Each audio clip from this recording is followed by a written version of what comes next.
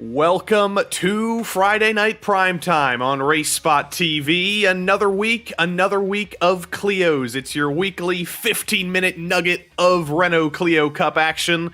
And today, the delicious serving of nuggets comes at Virginia International Raceway. My name is Joey Tebben. With me in the booth once again this week is Will Chadwick, and behind the scenes is our producer, Iku Marikala. But Will, VIR Clios is a very big track, a very small car, and I am ready for some craziness. Well, with 1,000 kilos cars, not much horsepower, I know we're going to have a lot of fun here tonight. The racing's always going to be close here in this Clio series. We've got no aero weight to slow the following cars down, and I think really it's going to come down to very fine margins because we've got a lot of fast open corners here designed for GT racing cars, and these are going to be more straights for this car, to be honest. And Jerez comes up next week, one of the newest road courses on iRacing. I was convinced that was happening this week, but I was one week too excited, so I'm excited to get that going. Then Tsukuba, Laguna Seca, the Red Bull Ring, Rudskogen, Lime Rock, Alton Park, and Summit Point. That'll round out our 12-week season here, following the iRacing Clio Cup fixed series schedule on iRacing in the official series. In the championship standings, they're somewhat interesting. We haven't had a lot of drivers who have been with us for all three races. Last week, Erwin Lischkwitz joined us, and the week before, Valentin Bonny joined us and won the race. So there's not been much consistency, Will, but in a 12-week championship, you've got to show up for the majority of the weeks and get those results on the board, because it's all about scoring those points, and it's all about winning those races in the championship format. Yeah, absolutely, Joey. I mean, you've got 2 drop rounds in your 12-week season, so you can afford to miss a couple, but you don't want to be missing loads, especially if that championship aspiration is your number one goal here. We're currently watching the drivers do a bit of qualifying. They've got currently 3 minutes 25, as you see some of the first times go through on the left-hand side of your screen. Number 1 of Liskozovic goes to P number 1 with a 2:06.5. Pretty decent time. Half a second ahead of the rest of the pack so far. Looking pretty fast out there, Joey. Yeah, Lischkwitz victorious last week at Monza. It was a pretty dominant show at a track that is normally associated with road course style pack racing and cars like this and the Miata and the GR86. Lischkwitz pulled 0.7 of a second in qualifying, was dominant in the race, held off an attack from JB Masita in the dying seconds, and brought that watermelon home to get a first win of the season. So good to see him back, and good to see Will Chadwick's favorite driver, Loic Barb, or Loic Barbet, or maybe even Loic Barbie on the course. Yeah, absolutely. How can you not love a name like that? I'm sure he'll appreciate that comment, and he's never heard that once before in his life. But yeah, I think we're going to see a good race. I don't think we're going to see much breakaway. The pack racing, that the circuit is too open and not technical enough to see people really break away. I say this, we'll watch someone win by 10 seconds in 15 laps here, or 15 minutes, I should say. If you are new to the iRacing service, or you're returning after 6 months or so, let's say, you might notice Virginia looks a little bit different. There's been new curbs, it's been a full rescan, and the tree is gone. Aww. The tree has disappeared, and me and Joey are very upset about this, as were most of the iRacing community. And really, there's nothing that can happen to console me about this. The only thing that can happen that will console me is if they plant a new tree. So every year I'm hopeful, get those oak tree seeds ready. I think those are called acorns, and grow a new one for me, because I need that for my happiness. Yeah, we definitely need a tree back at this track. It just looks desolate. It looks like a wasteland without that tree. It really hurts me inside, but I could talk about this for hours. We are watching qualifying. Our drivers are finishing off their last laps here. We've got Loic Barbie, my favourite driver, as you mentioned, Joey, coming across the line to set, hopefully, a time. Yes. Yeah, there it goes. P11, about 1.1 seconds off pole. Not going to get time to do one more lap. This is closed qualifying, and this is a timed session, so with lap times over 2 minutes long, if you did not cross the line with more than 2 minutes on the clock, you do not get to finish your lap. Mr. Harvey Keeble here will get a chance to finish his lap, coming down the final couple of corners here. A couple more seconds on the clock. Clips that first curb, going down the hill here, one of the most difficult complexes on the track. Then hard on the throttle here for one of the longest straights on the track. Going towards one of the best overtaking points at turn 1. Down the front straight, Harvey Keeble comes. Where can he put it? Across the line in the number 12, orange and black. The number 12 car goes P16. Harvey Keeble needs to find a little bit more pace once race time comes. Yeah, like I was talking about, we're seeing the conclusion of qualifying. This car is deceptively weird to drive. You almost have to drive it carrying the momentum into the corner. This is what it feels like to me. It feels like you have to get it onto 3 wheels, lift that inside left rear or right rear wheel, depending on what corner you're going around, and carry your momentum really smoothly. It's a very strange car to drive, and it reminds me a lot of the GR86 that we've seen recently, which is, again, a bit of a weird driving style, and this is where we're seeing the big differences with drivers adapting. Well, the weird driving style of the Clio has clearly appeared to Erwin Lischkwitz, who will start on pole with us for the 2nd week in a row in that watermelon Clio. He starts alongside Fabio Zamperlini, actually, on row number 1. Then it's Alex Rogers and Felipe Porto on row number 2, with Felipe Malinowski, the second of the Felipes, alongside Mehdi Macrani of the Africa-South Africa Club on row number 3. Then Luc Mostu and Romain Frey occupy row number 8 in the middle of the field, and Matt Cox and Christophe Dubois of the UK and France set off that battle there. Then it's Sergio Paulet and Loic Barbe on row number 6, Laszlo Szabo of Central Eastern Europe, or actually of the DH Club, I believe from Hungary there, alongside Gonzalo Teixeira, Esteban Monteros, and Harvey Keeble make up row number 8. Santi Burbel and Lorenzo Blanco. Well, actually, Santi Burbel was the last driver set a qualifying lap time. Lorenzo Blanco, no lap time on the board, and nor was there a lap time from Ben Berger Sr.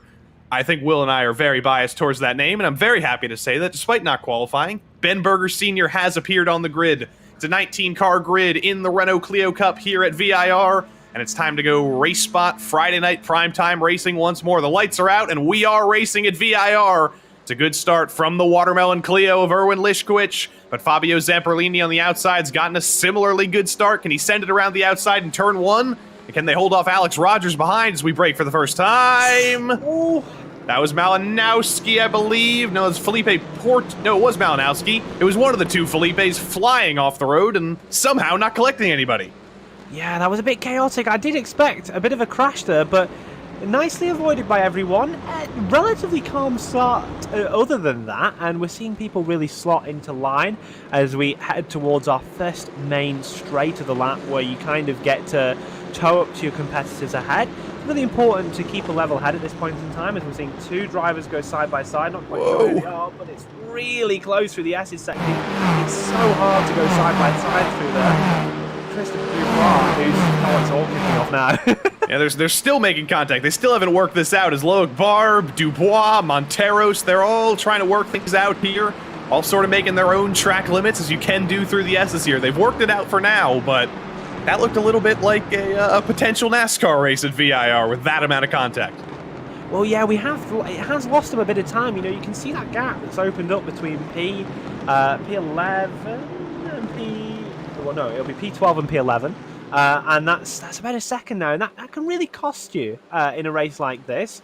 You know, looking towards the front of the field, I think that if you're getting these gaps open soon, and kind of as a train works in like the not DRS I should say, but the slipstream, it pulls everyone along and everyone goes as fast as the car ahead. And if this gap opens up, you're going to be at a real disadvantage. I think Romain Frey may have gotten a slowdown. He may have been a little bit too opportunistic in cutting the S's, and he gets a little bit of help from Loic Barbe for good measure, from Dubois rather, for good measure. It's a little bit of help there down the roller coaster, still trying to just recover here, as now Ben Berger Sr. tries to attack him down the hill. It's going to be back in line for Romain Frey, but Ben Berger Sr., I wonder who Ben Berger Jr. is, but right now, the senior is on the attack. Senior is on the attack indeed, and a pretty decent start, you'd have to say, for Ben. You know, up from 19th to 15th, 4 places gained on that opening lap. It's certainly not a bad effort. We've seen him all the way around the outside into turn number 1. If he can pull that off, that would be amazing. Got a car slow. Oh, I think that's Dubois. Oh my god. Oh dear. Huge contact. That's Blanco going off in the background, going for a little bit of Clio rallycross. That's going to be recovered, but they're still side by side up here with Harvey Keeble and Dubois. Berger trying to recover. And look at that driver in the bright blue number 8 car a little bit further back. That's Felipe Malinowski. qualified in the top 6. He's on a recovery drive right now, and he's only got 12 minutes to do it. Yeah, that was the car that we saw absolutely shooting off at the start and into the grass as we look a little bit further forward for our battle for 10th position. Well, maybe actually more 9th position, I should say, between Sasbo, Barbe, and I believe, oh, actually, no, Barbe's dropped back a bit in this battle. So we've got Palette there as well. Again, losing time to the car ahead, you can really see it building up. As we see a car going a little bit sideways ahead. Ooh, how about that for a drift? It was a nice drift, wasn't it? Wasn't it, Joey? But yeah, like you say, you see these little gaps start to open up, and this is really key when we come to think about how this race is going to play out. It's very short. We've not got a lot of time to gain these seconds back up that you lose, and it can really cost you having a chance to get any better than what you're fighting for at the minute. It's not often you see a four-wheel drift in a front-wheel drive car, but that was Luke Mustu in the 15, who you saw just going for a full four-wheel drift there through Oak Tree. That was incredible. And what's going to be even more incredible here is side-by-side into the roller coaster, one of the trickiest corners on the track. And we're going to throw 2 cars wide through it with Malinowski and Teixeira. Malinowski, like I said, getting very, very aggressive. When you end up at the back in a 15-minute race, you know you can only afford to be aggressive. And that sure was an aggressive move, coming down the hill, and he's just barely clear of the bumper at Teixeira. Yeah, it was a nicely calculated move, actually, from Malinowski. I'd say that definitely the right amount of aggression was shown, but kept it on the track, kept it clean, you know. Helps when you're that aggressive because you need to make these positions up. You have to get back some of the time you lost, and you can't afford to dilly-dally and wait a couple laps. You know, you do not have the luxury of time here on your side. You've got to be quick, sharp, decisive. Get those moves done and start going forward in the pack. Teixeira still struggling back there. Blanco's going to get by him, so change for position there between P17 and P16, the 16 and 17 cars. So supposedly, or potentially, nature has kind of done its course back there. But up front, Lishkowicz has driven away seemingly as Fabio Zamperlini, who was keeping him company, who was issuing a challenge, has made some sort of mistake through the S's. And when you make a mistake through the S's, it is exacerbated every single corner. He finally gets back in. He's lost 3 seconds to our race leader, and he's off the podium. Yeah, and that was effective. A little slowdown coming through the S's section. Just cut a bit too much curb. It costs you a lot of time when you've got that big of a straight ahead of you, more effective straight, flat out section. Don't think it's quite over yet. You know, we now see Rogers chasing Lisovsky. I can't pronounce Lishkowicz. There you go. Thank you, Joey. But yeah, we got Rogers chasing now. Already gained 2 tenths. Power of the toe being really effective here. And as long as he keeps it pretty stable, should have a good chance as we're watching a replay of that slowdown. Well, understandable. The S's are generally flat out, but they're not a straight line. And I think Fabio Zamperlini tried to invent his own VIR there for a moment. Yeah, it's just a little cut there. It was not massive, but you can see the consequences are. Cost him a lot of time. You say nearly 3 seconds, dropped him far back in the pack, and it really potentially cost him the win here today. He's only got 8.5 minutes to recover here. Sergio Paulet a little bit further back, still trying to hold off the challenge from Laszlo Szabo into turn 1. It's interesting to see the differences in turning speeds, I'll say that much. There's a lot of drivers who seem very comfortable on these front-wheel drive cars right now, as Ben Berger Sr. has gone off at turn 1. That's Dubois behind him. I think the fan favorite, it's over. Well, it's not over, but it's been heavily damaged, as there goes another driver off. Mehdi Macroni's off in the S's as well. It's all kicking off, isn't it? You know, I'm having a little look back at Berger Sr.'s incident.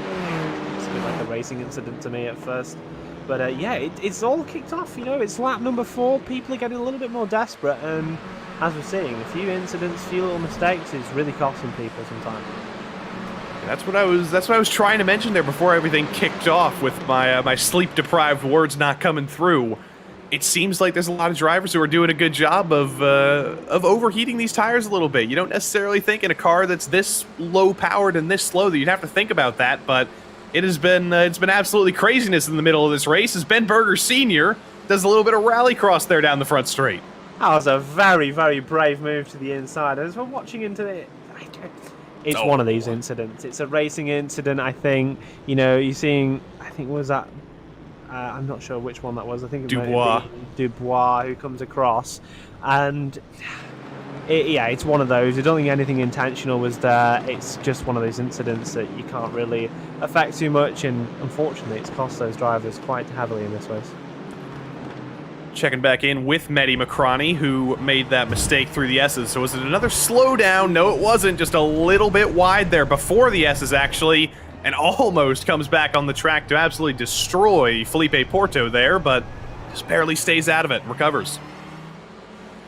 Our top two are breaking away here with what looks like 3 laps to go. It's going to be very, very close to see if we make the extra lap or not. But as things currently stand, you know, you've got just over a 1 second gap to Felipe Porto in third. And yeah, definitely Rogers is closing down on your leader here. And I think this could get close towards the last few laps. Could definitely get close. Lap time's about 2:06, 2:07, depending on who you're asking. 30 seconds off the lap record, but who's counting? Exactly. A lap record set by a HPD APX3 or something, I think. LMP1 car back in the day. But yeah, quite a bit off the lap record, but you don't really expect a Clio to be getting too close to that.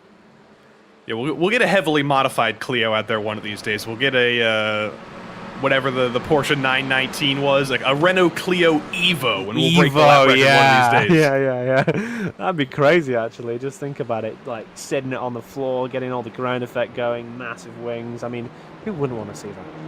I mean, it seems right now that Alex Rogers has gone into Evo mode right now. There's some Evo boost on there because he has found some lap time like nobody else has. The guy who's just been absolutely untouchable in these Clios, Erwin Lišković, is suddenly in very grave danger of Alex Rogers. Well, you know, you could say the third fastest man here tonight, trying to go down, trying to catch up. You know, for most of the opening laps, we wouldn't really counting Rogers in at the time being, but it looks like he's gone burned a bit of an evolution, and he's going to be maybe challenging our leader, maybe this lap coming. See if he can go for it down the hill. Goes a little bit disappearo there, but he's back on track. It's a great exit.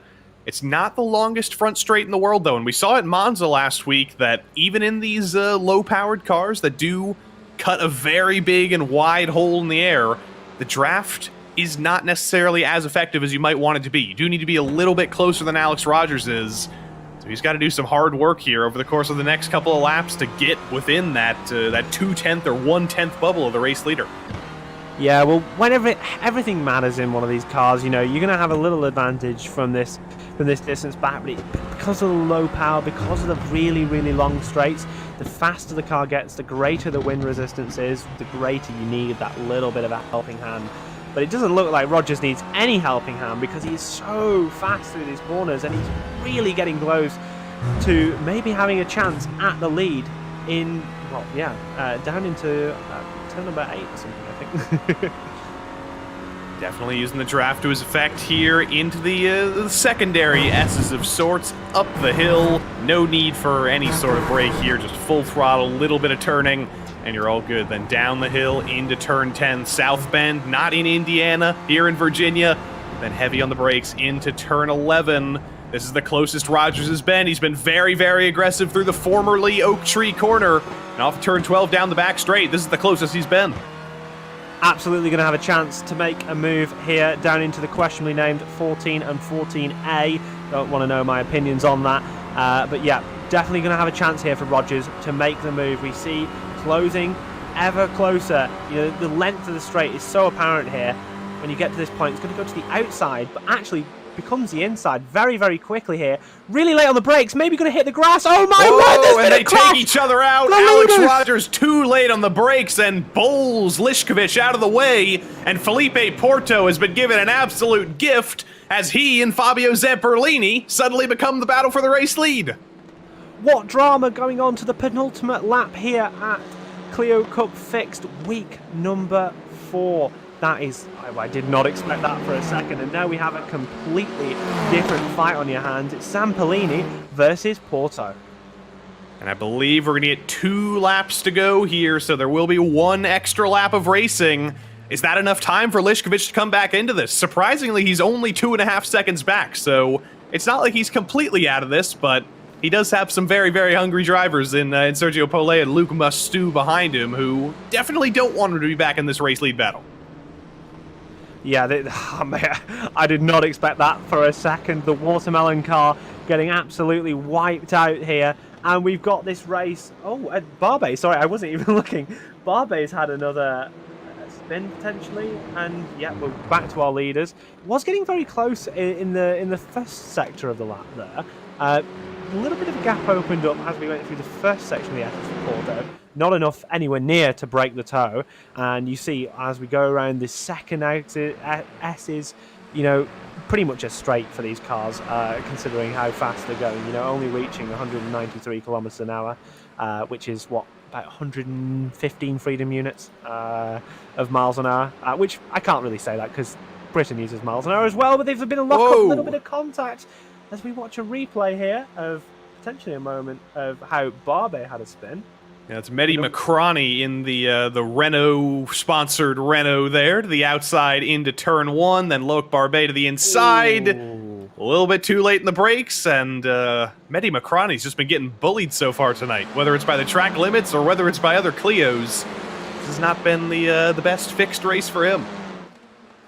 This is something that I always get surprised about every time I hop in the Clio. It doesn't have ABS. Is it just me that feels like this car would have ABS? You know, I sit in it, get in, I'm thinking, yeah, I'm going to have ABS. No, you don't. Yeah. You don't have ABS. You just lock up, and it's so easy to do, and as soon as you lock those brakes, you are not turning one bit.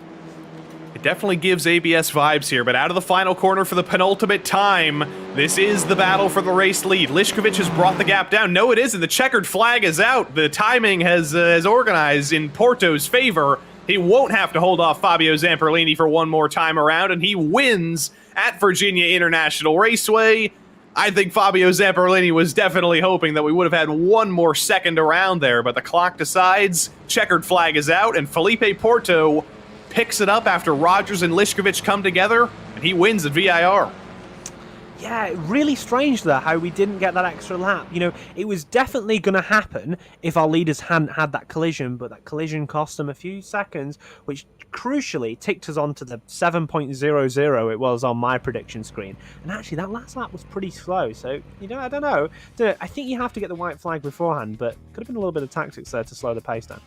Could be, but Felipe Porto and Fabio Zamperlini. Zamperlini may sound like an Italian last name, but it's a Brazilian 1-2 ahead of Erwin Lišković, who arguably could have won this race, but ended up getting hit by Alex Rogers. He falls down to third. Sergio Pole and Luke Mustu round out the top 5, and Laszlo Szabo drives up P6. Esteban Monteros, one of our North Americans here, at P7 in the 7 car, and Alex Rogers a little bit too overeager on the brakes into the roller coaster, clipped the grass, and wiped out himself and the race leader. Felipe Malinowski did drive back into the top 10. He was P9, and Lorenzo Blanco rounds out the top 10. P11 went to Romain Frey ahead of Mehdi Macrani.